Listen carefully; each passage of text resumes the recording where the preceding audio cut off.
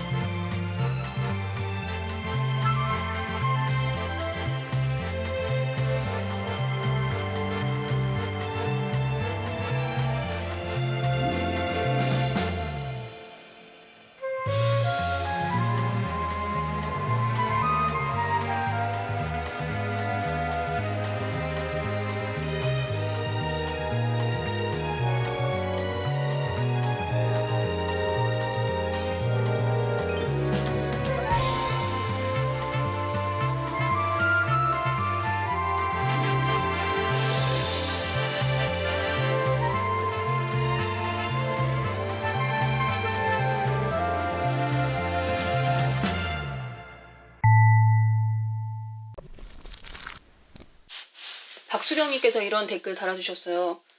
덧글을 안 쓸 수가 없네요. 모 블로그에서 보고 6살 아이한테 킨더 신문과 화상 영어를 했다가 아이가 영어 거부감만 생겼어요. 한국말 하는 사람이랑 말하고 싶다고요. 제가 지난 19년간 엄마표 영어를 진행하면서 또 엄마표 영어를 하는 많은 엄마들을 관찰하면서 느낀 것이 하나 있는데 생각보다 많은 엄마들이 아이들의 연령별 특징, 그러니까 아이들 연령에 따른 인지적, 그리고 정서적, 그리고 언어적, 신체적 발달 특징을 무시하고 언어 환경을 만들어주는 경우가 많더라고요. 영어에 대한 조바심과 그리고 또 욕심 때문에 그런 일이 벌어지는 것 같아요.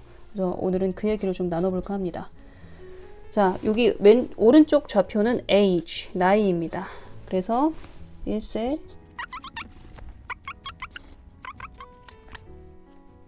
보통 5살에 유치원을 가죠. 자, 보시면은 유치원 다니는 시기가 5, 6, 7. 꿈 같은 시기죠. 엄마도 그렇고 아이도 그렇고 뭐든지 할 수 있을 것 같은 그런 나이가 바로 이 5, 6, 7세입니다. 유치원 다닐 때인데요. 이때는 그래도 꿈과 희망이 있기 때문에 엄마들이 강연도 많이 다니고 책도 많이 읽고 육아서도 많이 읽고 학습서도 많이 읽죠. 초등학교 1학년, 2학년, 3학년 이 시기는 굉장히 중요한 시기이죠. 아이들의 습관을 완성하고 학습 습관도 완성시키는 그런 시기이기 때문에 엄마의 개입이 필요한데 슬슬 아이들도 고집이 생기기 때문에 특히 유튜브나 게임에 일찍 눈을 뜬 아이들은 통제하기가 너무 어려워요. 하지만 이 시기는 엄마가 놓치지 않고 아이를 잡아야 되는 집안의 규율을 세우고 그 약속을 지키는 연습을 하는 중요한 시기입니다. 초등학교 고학년, 초등학교 4학년, 5학년, 6학년 이 시기는 이미 엄마 손을 떠났습니다.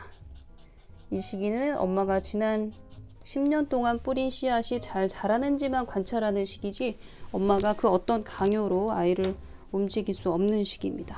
세월 참 빨리 갑니다.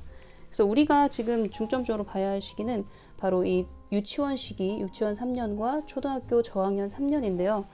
좌표의 왼쪽 부분을 보면 무엇을 의미하냐면 이 왼쪽은 이 빙산 그림을 보면서 눈치를 채셨겠지만 눈에 보이지 않는 부분이 바로 이 아랫부분입니다. 이 아랫부분은 엄마표 영어 환경에서 말하자면 인풋 부분입니다. 인풋. 이 인풋은 눈에 보이지 않아요. invisible. 그리고 이것은 듣기와 읽기입니다. 그리고 이 빨간색 아웃풋 부분은 눈에 보여요. 그래서 우리 아이가 영어로 말할 수 있구나. 우리 아이가 영어로 에세이를 쓸 수 있구나. 영어로 어떤 상황을 묘사할 수 있구나 라는 걸 느끼게 해주는 아웃풋 영역입니다. 그래서 이것은 눈에 보이죠. visual.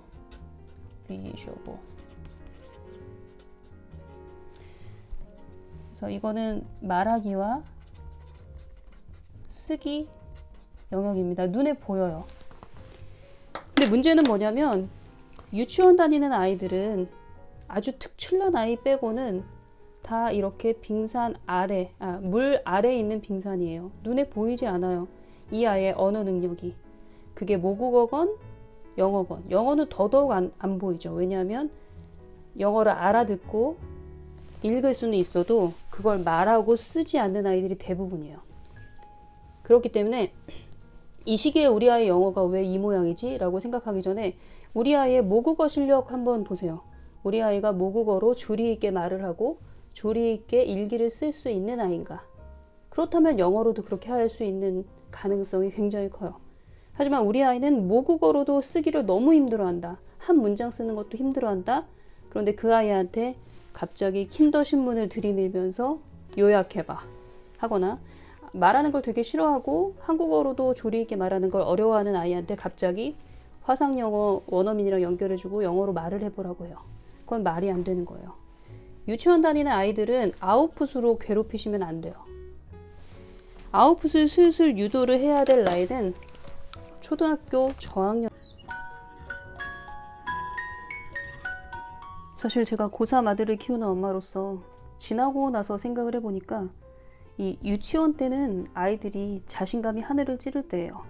왜냐하면 이제 모국어로 대충 듣고 읽는 건 당연히 하고 말하기 쓰기까지 할 만하니까 아이들이 자신감이 하늘로 뻗는 그런 시기인데, 이 시기에 만약에 영어를 잘 못하는 아이라는 전제하에 영어 유치원을 보냈다 하면 세상 살면서 맛보지 않아도 될 심한 좌절을 어린 나이에 경험하는 거예요.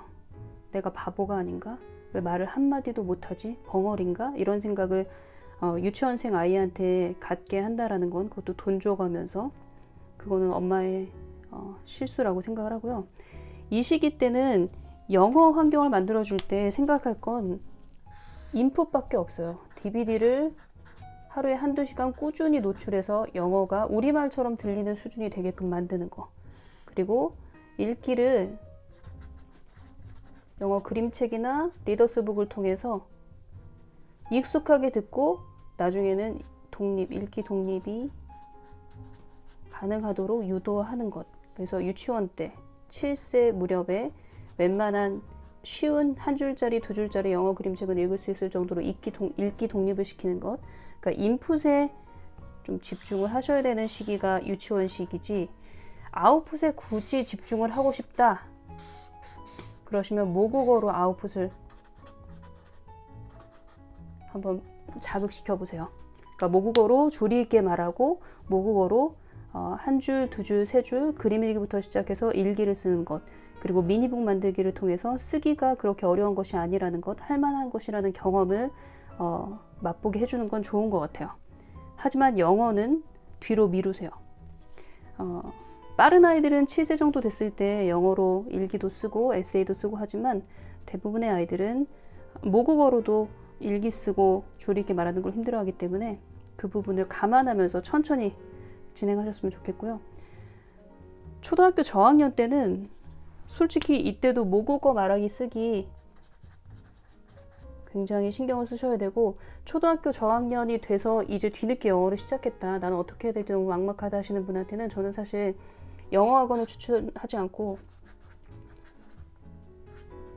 논술학원이나 글쓰기 서당을 추천합니다. 그리고 늦게 시작한 아이일수록 계속해서 DVD와 그림책이나 챕터북 많이 듣기, 인풋에 힘을 써야 된다라고 생각을 합니다. 아웃풋은 더 뒤로 미루셔야 돼요. 왜냐하면 그동안 쌓인 인풋이 없기 때문에. 그래서 오늘은 좀 두서없이 얘기를 드린 것 같은데, 오늘 이야기의 주제는 유치원생 아이에게 영어 아웃풋을 강요하지 마시라. 유치원생 아이들은 넘치도록 인풋을 해야 하는 시기이기 때문에, 그리고 또 자신감이 하늘을 찔러야 되는 시기이기 때문에 그 자신감과 자존감이 다치지 않도록 굉장히 조심해서 심혈을 기울여야 된다는 말씀을 드리고 싶었습니다. 그러니 절대로 이런 거 하지 마세요. 6세 아이한테 한국어로 한번 시켜보세요. 한국어로. 그때 자신 있게 하면 그때 시키세요. 영어는.